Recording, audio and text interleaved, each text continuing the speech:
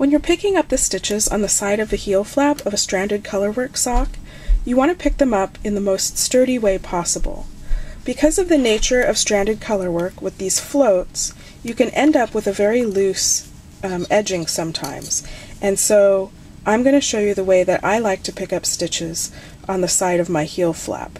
And if you look here, you can see a multicolored, sort of a double-colored braided looking stitch along the edge of the heel flap.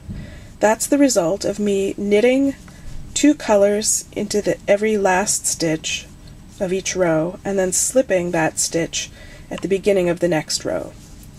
So that's going to show me where I want to pick up my stitches.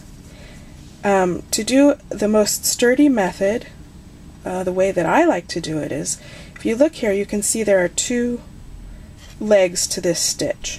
Sometimes people like to pick up one of these legs and knit a twisted stitch into it. And when you're working stranded color work, you can end up with something that looks very loose. So here, for example, is a sock where it's been picked up through just that one leg, and you can see that it's quite loose at the pickup edge. I like my pickup to be a little sturdier than that.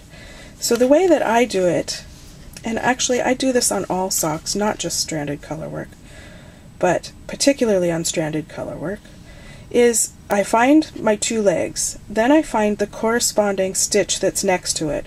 It's a little hard to see here because it's dark blue, but what I do is I insert into the center of that stitch and under both of those legs.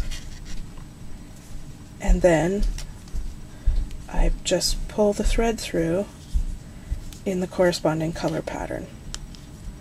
So here's the blue. Now I find the next stitch that goes with the 2 legs, and again pick up my color and pull it through. This gives you a really sturdy pickup edge.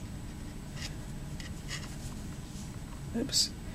You want to make sure you're going into the center of that stitch and under both legs.